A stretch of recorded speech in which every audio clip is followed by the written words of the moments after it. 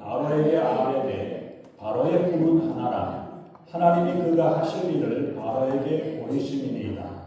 7 좋은 암소는 7회요 7 좋은 이삭도 7회니 그 꿈은 하나라.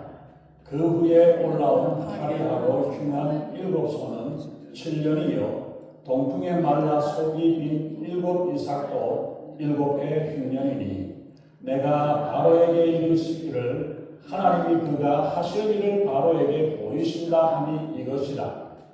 온 애굽 땅에 7회 큰 풍년이 있겠고 그 후에 7회 흉년이 들므로 애굽 땅에 있던 풍년을 다 잊어버리게 되고 이 땅이 그 기근으로 망하리니 후에 든 그 흉년이 너무 심함으로 이전 풍년을 이 땅에서 기억하지 못하게 되리이다.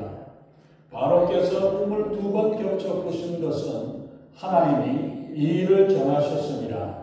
하나님이 속히 행하시리니 이제 바로께서는 명철하고 지혜 있는 사람을 택하여 애굽 땅을 다스리게 하시고 바로께서는 또 이같이 행하사 나라 안에 감독관을 두어 그 7회 풍년에 애굽 땅의 5분의 1을 거두되 그들로 장차 올 풍년에 모든 곡물을 거두고 그 곡물을 바로의 손에 돌려 양식을 위하여 각 성읍에 쌓아두게 하소서.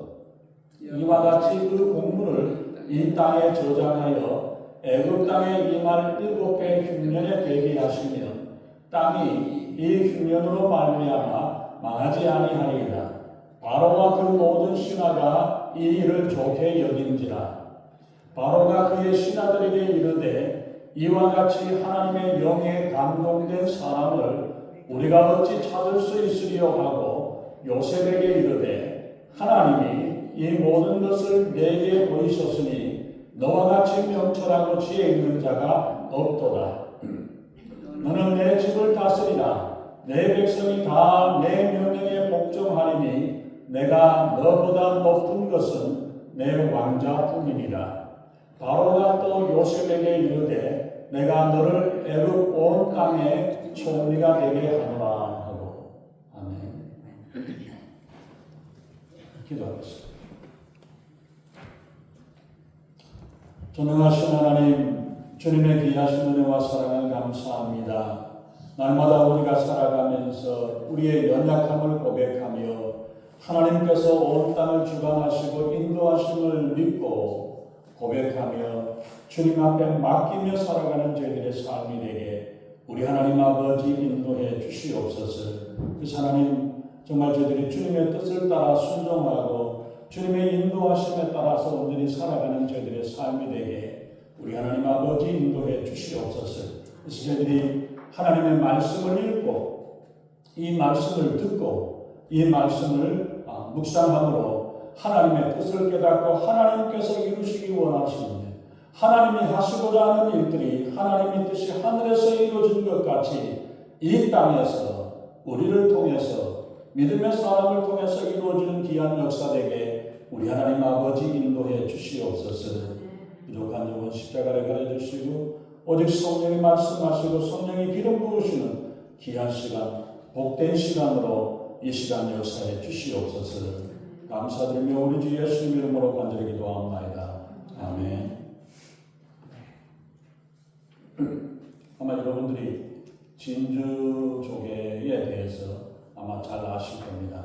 진주 조개는 조개가 물론 아무 조개나 다 그러지는 않습니다. 특정한 조개가 있는데 이 조개가 진짜 그것은 그 안에 진주를 만들어내는데 어떻게 진주가 되어지냐? 그 진주가 입을 벌려서 숨을 쉬고 먹이를 먹을 때에 거기에 모래알이 들어갑니다. 모래알이 들어가면은 이 진주가 조개가 어떻게 되느냐? 두 가지 중에 하나를 하게 된답니다. 이물질이 들어와가지고 모래가 그렇게 하게 되어지면은 이 진주 조개가 아파서 고통스러워서 입을 다물고 가만히 있어버립니다. 가만히 안 움직이면은 아프지 않죠. 아프지 않으니까 가만히 있으면 되는데 그러면 이렇게 되는 진주 조개는 어떻게 되냐면은 그 모래가 있음으로 인해 가지고 또 그리고 움직이지 않음으로 인해 가지고 점점 썩어가서 죽게 되어버리고, 그렇지 않고 이 모래가 그 안에 들어왔을 때에 이 들어온 모래를 이것을 아프지만은 그 아픈 것을 계속해서 작용을 해가지고 그 성분을 내가지고 이것을 감싸게 됩니다. 처음에는 움직이기 때문에 아프고 힘들지만은 그 성분이 계속 나오게 되면서 감싸움으로 말미암아 그 안에 진주가 생기게 된다고 이야기를 하죠. 그래서 진주의 별명은 프로즌 티어, 눈물의 얼음. 이 눈물과 고통과 아픔을 통해서 만들어진 것이 진주 조개의 진주라고 이야기를 합니다. 이처럼 우리에게 보면은 고난이 때로는 우리에게 유익하다고 주님이 말씀하셨던 것처럼 우리의 삶 가운데서 고난과 아픔을 통해서 우리가 자라고 성장하고 아름다운 진주와 같은 아름다운 열매를 맺어나가는 것을 우리가 보는데, 요셉의 모습을 보면은 바로 이러한 모습을 우리가 보는 것 같습니다. 아버지 야곱에게서부터 사랑받는 아들, 그 아들이 어머니가 일찍 10대 초반에 일찍 죽게 되어졌고, 그러다가 어느 날 갑자기 형들의 미움을 받아가지고 겨우 목숨을 견뎠습니다. 그리고 애국의 노예로 끌려갔다가 노예 생활 가운데 겨우 인정을 받아서 가정의 총무가 되고 매니저가 되어서 생활하던 중에 주인 보디발의 아내가 요셉을 유혹하였지만은 이 유혹에 넘어가지 않고 그러자 모함을 받아가지고 이제는 더 힘들고 어려운 죄수의 신세로 감옥에 갇히는 신세로 전락이 되었습니다. 그런데 사실 그때 당시에 법이나 간식으로 우리가 본다면은 남의 아내를 거탈하려 했다면은 그 제목은 당장 그 자리에서 사형에 처하게 되는, 유대인들에게서 돌에 맞아 죽게 되는 그러한 일들을 가르치는 중범죄의 사건이지만은 보디발의 극진한 시임을 받았던 요셉은 즉석에서 사형을 당하거나 돌에 맞아 죽지 않고 감옥에 갇히게 되었습니다. 근데 이 감옥에서도 하나님의 인도하심으로 갇혀있던 바로의 대신들을 만나게 되었고, 그들의 꿈을 해석해 줌으로 인해서 이제 곧 풀려날 수 있는 그런 기대를 하게 되었습니다. 그런데 그 기대 가운데서 2년 동안에 만 2년의 세월이 흘러가는 동안에도 아무도 나를 돌보는 사람이 없이 그런 가운데 요셉은 감옥에 있게 되었습니다. 그래서 41장 1절에 보면은 그 사건이 있은 지 만 2년째 되는데 바로의 생일이 가까운 그때였습니다. 그때에 이제 바로가 꿈을 꾸게 되었습니다. 꿈을 꾸는데 두 가지 꿈을 꾸었는데 이 꿈이 하도 생생하여 가지고 어떻게 이야기를 하는데 주변에 있는 사람들에게, 모든 지혜롭다는 사람들한테 다 이야기를 하는데도 불구하고 그 꿈에 대한 것을 정확한 해석을 하지 못하게 되었죠. 그렇게 되었을 때에 술 맡은 간원장으로 과거에 감옥에 갇혔다가 요셉의 꿈을 들었던 그 이야기가 생각이 나가지고 이 간원장이 바로에게 이야기를 합니다. 내가 과거에 2년 전에 왕의 미움을 받아서 감옥에 갇혔었는데 그때 거기에 있던 요셉이라는 청년이 나에게 꿈을 꾸었는데 이야기를 해석을 해줬는데 기가 막히게 잘 맞았습니다. 그 이야기를 하니까 요셉을 불러오게 해서 요셉을 불러서 바로가 꿈을 이야기를 합니다. 아름답고 살찐 송아지 7마리가 들 언덕에서 머물고 있는데 풀을 뜯어먹고 있는데, 그런데 갑자기 비리비리 말랐고 빈쩍 말라 비틀어진 7마리 소가 와가지고 이 살찐 소를 다 잡아먹어버렸다.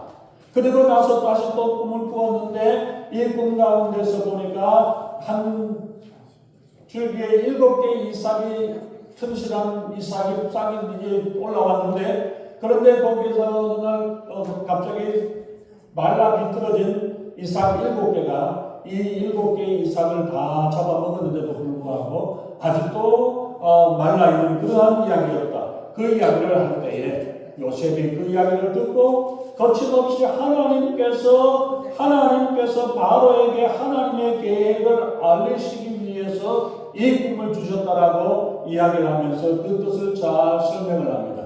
이 지혜로운 대답을 들었던 모든 사람들이 깜짝 놀라게 되고, 그 해석뿐만 아니라 요셉은 41장 33절부터 36절에서 보면은 이 문제를 어떻게 해결해야 되고 어떻게 잘 시간을 흉년이 해결되어져야 될 것인가까지도 해결책을 제시해 줍니다. 우리 말로는 우리가 무엇이든지 다 할 수 있습니다. 그리고 실제적으로 그런 일이 일어나는 것 같이 하지만 그러나 구체적인 어떤 해결책에 나아가거나 방법을 보면은 알지 못하는 경우들이 많이 있죠. 요셉은 그 어려움, 아무도 풀지 못하는 그 수수께끼를 풀었을 뿐만 아니라 그 대책까지도 잘 이야기를 해 주었습니다. 그런데 그때에 보통 사람 같으면 쉽게 다 함부로 이야기를 하지 않아요. 조건을 내어걸 수도 있습니다. 내가 이거 풀어줄 테니까 내 감옥에 갇혀있는 걸 풀어달라, 아니면 벼슬 한 자리를 해달라, 이런저런 이야기를 할 수도 있지만 요셉은 아무런 그거 없이 하나님께서 그 바울을 통해서 꿈을 꾸게 했던 이 일에 대해서 어떻게 되어지는가에 대한 것을 솔직하고 있는 그대로를 다 이야기합니다. 그랬을 때에 바로와 온 신하들이 요셉의 속에서 역사하시는 하나님의 성령의 역사하심이 하나님께서 함께 하신다는 사실을 듣고 깨닫게 됩니다. 그래서 오히려 요셉이 바로 그런 어리석은 일을 해결해낼 수 있는, 그 어려운 것을 해결해낼 수 있고 문제를 해결할 수 있는 그 일에 적임자로 인정을 합니다. 이 사람이 지금 몇 살인지, 요셉이 몇 살인지 아세요? 외국 사람이에요. 이웃 나라에서, 다른 나라에서 잡혀왔던 외국 사람이고 청년 30살밖에 되지 않은 요셉입니다. 이런 노예로서 또 죄수로 풀려왔던 노예에 있던 그 요셉이지만은 바로는 그 자리에서 그를 애굽의 총리로 선택을 하고 임명을 하는 모습을 보죠. 요셉은 2년 전에 바로의 신하의 꿈을 해석을 해주고 감옥에서 나를 풀어주세요. 내가 감옥에 갇힐 만한 죄를 범한 일도 없는데 내가 억울하게 갇혀 있으니까 나를 풀어달라고 간청을 했던 그 간청도 무시하고 2년 동안의 감옥에 더 오래 갇혀있고 더 힘든 일들을 당하고 있었지만은 이제 요셉은 감옥에서 풀려나는 정도가 아니라 애국의 총리로 임명되어지는 놀라운 응답을 받았습니다. 아무리 그렇다 하더라도 나이 30살에 해달까지 다 이야기를 해주었음에도 불구하고 바로 왕과 모든 신하들이 생각을 할 때에 요셉을 총리로 세워서 온 나라를 다스리고 이 어려운 문제를 해결해낼 수 있는 적임자라고 생각을 하면서 요셉을 총리로 세우는 일에 다 찬성을 하게 됩니다. 하나님의 응답은, 하나님의 계획은 우리의 계획과 다르며 하나님의 생각은 우리의 생각과 다르다고 말씀하십니다. 우리가 계획하고 우리가 준비할 수 있는 것은 내가 알고 있고 내가 아는 정도, 할 수 있는 정도밖에 계획을 하지 못합니다. 그렇기 때문에 우리가 할 수 있는 일은 이 정도밖에 안 되지만 하나님은 모든 것을 아시고 계획하시고 인도하시는 하나님이시기에 그 하나님의 생각과 우리의 생각이 다른데, 만약에 요셉이 2년 동안 감옥에 더 갇혀 있는 동안에 아니 내가 그렇게 해서 길을 열어주었는데 나에게 도와줘야지, 나 좀 도와주지, 이런 마음을 가지고 있었더라면, 이런 원망의 마음을 가지고 있었더라면 어떤 일들이 되어졌을까요? 그러나 요셉은 아무런 어려움과 그 가운데에서 자기를 풀어주고 자기를 해결해주지 않은 그러한 사과한 일이 있다 할지라도 거기에 대해서 더 이상 다른 이야기를 하지 아니하고 그대로 하나님의 인도하신 가운데 나아가는 모습을 봅니다. 그러게 2년 동안이나 하나님께서 고통 가운데서 인내하게 하셨고 마침내 그 가운데는 더 큰 축복을 가지게 되었던 것입니다. 하나님의 신에 감동된 사람으로 인정을 받아서 총리가 된 요셉의 신분은 이제 엄청나게 달라졌습니다. 보디발보다도 더 높은 사람이 되었고 이 애국 나라의 바로 외에는 아무도 구할 수 없는 2인자로서 그 왕의 버금가는 그러한 권력을 받아서 왕의 인장 반지를 받아서 왕의 명령을 대신 내릴 수 있고 세마포 옷으로 상징되는 왕족과 제사장의 신분에 반열에 서게 되었습니다. 금사슬로 금으로 만든 것으로 온몸을 치장하는 부귀 영화를 누리게 되었고 애국의 바로 다음에 좋은 수레를 끌고 길을 나가게 되면 주변에 있는 사람들이 다 무릎을 꿇고 머리를 숙이고 인사하는 귀하신 몸의 신분으로 바뀌어졌습니다. 애굽식의 이름으로 고귀한 신분의 상징을 받았고 제사장의 딸을 받아서 아내로 맞이하는 이러한 일들까지 되었습니다. 어쨌든 이것은 애굽에서 최인류가 되고 왕족의 신분으로 대접을 받는 30살의 나이에 그 일들이 되어지는, 감옥에 갇혀 있었던 요셉이 이제는 애굽의 총리로 되어져서 그 권력의 최고가 되는 그러한 일들을 맞이하게 되었습니다. 그래서 이 30세의 총리가 된 요셉이 애굽을 다스리는 동안에 7년 풍년을 맞이하게 되었습니다. 원래 한 해 풍년 되어지는 건 좋습니다. 그 다음에 풍년이 또 들고 또 그 다음에 또 풍년이 든다면 여러분들 어떡하겠습니까? 지천에 깔려있는 게 음식이고 곡물입니다.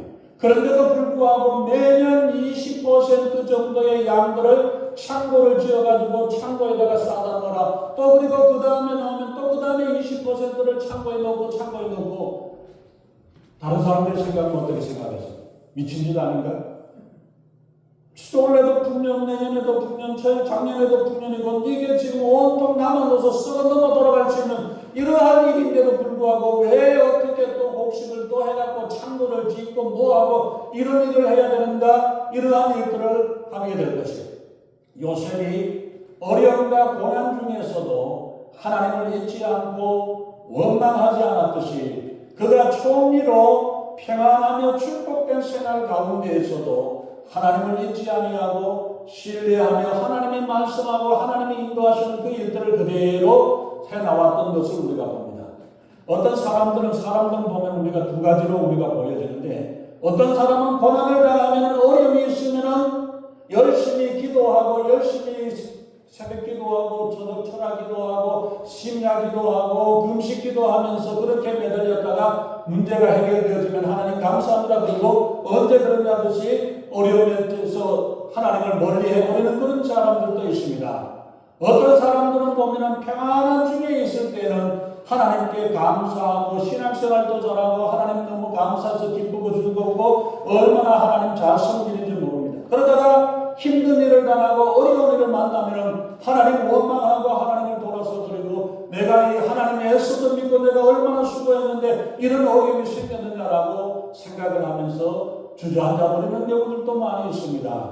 그런데 요셉은 비가 오나 눈이 오나 바람이 부나 좋은 일 가운데 있을지라도 하나님을 원망하지 아니하고 힘들고 어려운 일을 당하고 노예 생활하고 감옥에 갇히고 여러 가지 모함을 당하고 이런저런 어려운 가운데에서도 오직 하나님을 바라보고 내가 총리가 되었다고 해가지고 이 좋은 자리에 내가 권력을 잡았다고 해가지고 내가 함부로 뻐기거나 함부로 교만하거나 이러한 일들을 하지 아니하고 한결같은 마음으로 하나님을 바라보고 하나님을 섬기고 하나님 안에서 믿음으로 살아가는 그 모습을 보여주고 있습니다.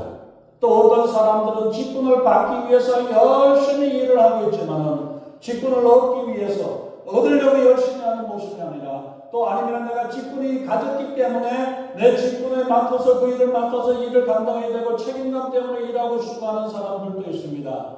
그러나 우리의 믿음은 언제 어디서든지 변함없는 모습으로 주님을 섬기고 주님 앞에 나아가는 어디에 있던 모습이든 하나님 앞에서 내가 살아가고 하나님 앞에서 살아가고 있다는 이 모습을 우리가 기억하고 우리가 살아가는 일들이 되어야 할 것입니다.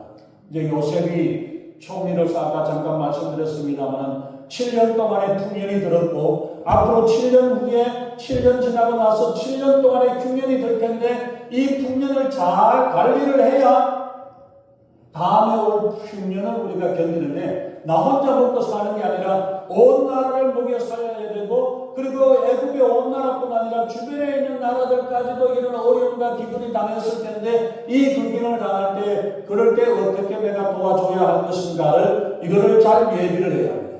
말은 참 간단합니다. 그때 모아가지고 어려울 때 쓰면 되지. 어려울 때 하면 되겠지만은 그러나 아까 말씀드린 대로 올해도 풍년이 들고 내년에도 풍년 들고 2년 3년이 풍년이 들면은 처음에는 우리가 그런 생각할 줄은 몰라요.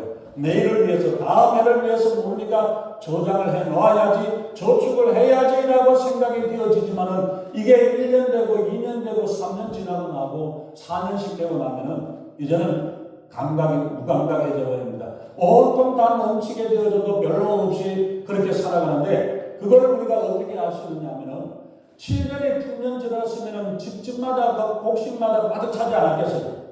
그 다음에 흉년이 들다면 어떻습니까? 전에 있었던 거 먹고 살면 되죠. 전에 그 전에 1년 농사를 지어가지고 그 다음에를 먹고 사는 게 농사 짓는 사람들이 사는 거 아니에요. 그런데 7년 동안이나 풍년이 들어서 말할 수 없는 풍년이 들었다면 최소한 그 다음에는 먹을 수 있어야 되잖아요. 그런데 보면은 41장에서부터 2장 3장을 보면은 그 다음 해를 견디지를 못하고 있어요. 그 다음에 풍년이 7년 풍년이 지나고 그 다음에 흉년이 들었는데 그때 곡식이 없어가지고 못 살겠다라고 이야기를 하면서 곡식을 구하고 있는 그 모습을 보면은 얼마나 참 어리석은가를 우리가 알 수 있죠. 어쨌든 바로 그런데 아까 말씀드린 대로 7년 동안 풍년이 들어있을 때에 그것을 잘 준비를 해야 됩니다. 그렇게 요셉이 그 일을 할 때에 다른 사람들은 어떻게 했어요? 이것은 뭐예요? 내년에 농사 지면 또 많이 생길 텐데 왜 굳이 여기서 이렇게 수고를 해야 되냐? 어떻게 되냐? 이런 모습을 이야기를 생각을 하고 불평을 할 수 있겠죠. 정말 하나님의 말씀을 신뢰하는 자라야만이 이게 가능해진다는 거예요. 그렇지 않으면 필요 없어요. 또 곡식 짓기만 하면 그냥 뭐 나오는데 뭐 무진장 나오는데 왜 이 수고를 해야 되느냐라고 이야기를 하는데 하나님께서 7년 풍년 뒤에 7년의 흉년이 얼마나 힘든 흉년이 들어올 것인가를 말씀을 해주셨기 때문에 그럽니다. 이건 마치 비도 오지 않는 데에 산 위에서 100년 동안을 방주를 지으라고 하셨던 하나님의 말씀에 따라서 홍수를 예비했던 노아와 같은 믿음으로 그 믿음이 아니고는 할 수가 없는 일이라는 거죠. 요셉이 7년의 풍년 동안 그리고 7년 6년을 대비하는 그 일들이 하나님께서 말씀하시고 인도하셨지만 그 말씀을 붙잡고 하나님의 계획과 역사하심을 믿고 나아가면서 묵묵히 순종하고 감당해야만 되는 일이었다는 거죠. 그래서 이제 좋은 시절이 다 가버리고 이제 7년의 대기근이 시작이 되었습니다. 이제 기근이 시작이 되자마자 그 기근을 예비하지 못했던 어리석은 사람들은 양식이 모자란다고 왕에게 찾아가서 이야기를 합니다. 우리가 양식을 지었는데 농사를 지었는데 아무것도 거두지 못해서 먹을 것이 없습니다. 그러니까 바로는 요셉에게 찾아가서 이야기를 해보라고 합니다. 요셉에게 이야기하면서 그가 너희에게 시키는 대로 하라고 이야기를 하죠. 요셉의 모습을 통해서 예수님의 모습을 보게 됩니다. 바로 이 요셉을 통해서 양식을 얻었던 그들이 바로 예수님을 통해서 생명의 떡을 얻는 모습을 보여주고 있죠. 요셉을 통해서 양식을 얻었던 것처럼 예수 그리스도는 우리에게 생명의 떡을 주셨고 영생의 떡을 우리에게 공급해 주십니다. 그러기에 우리에게는 예수님께 나아가서 생명의 양식을 얻고 생수를 얻어 그 말씀을 먹고 우리가 살아가야 하며 그 양식 영생의 떡을 우리에게 공급해 주시는 영생의 떡을 먹고 우리는 살아가야 할 것입니다. 그래서 우리가 주님 앞에 요셉이 기근 때 요셉을 찾아갔던 사람들처럼 우리가 주님 앞에 나와서 주님의 말씀에 따라 믿음으로 우리가 살아갈 수 있어야 합니다. 초대가 되었는데 곡식이 없어가지고 온 나라의 사람들도 그렇고 가나안 땅에 있는 애굽의 가족들까지도 먹을 것이 없어가지고 애굽에는 먹을 것이 있다고 하니까 그곳에 가서 곡식을 구해오라고 야곱이 이야기를 하니까 10명의 형제들 요셉을 빼고 막내인 베냐민을 빼고 10명의 형제들이 찾아가서 먼 애굽으로 내려가서 양식을 구하는 모습이 나옵니다.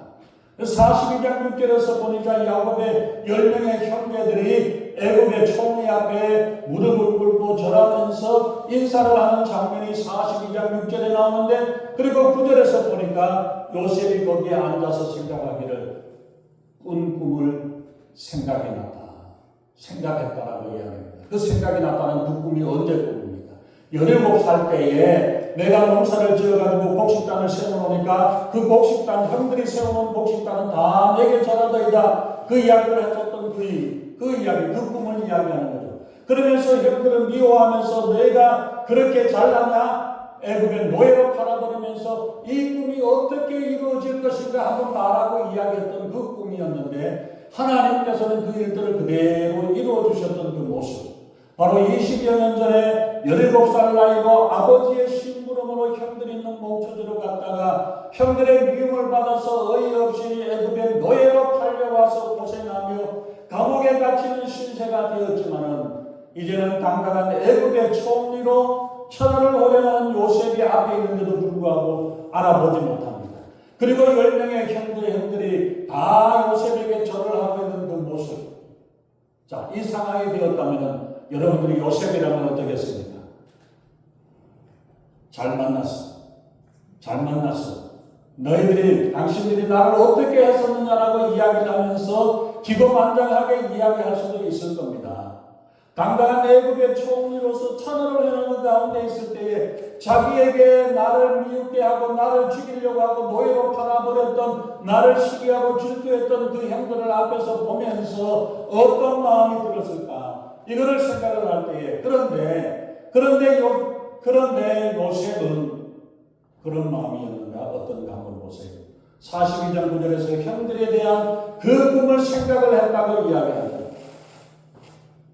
그 꿈이 어떻게 이루어지는가를 한번 보자고 하면서 그 꿈을 해방하기 위해서 하나님이 주신 꿈을 깨뜨리고 망치기 위해서 했던 그들이었지만 요셉은 30살의 나이에 애굽의 총리가 되고 7년 6년이 되었고 지금 1년 되었어요. 그러니까 38살 정도가 되었습니다.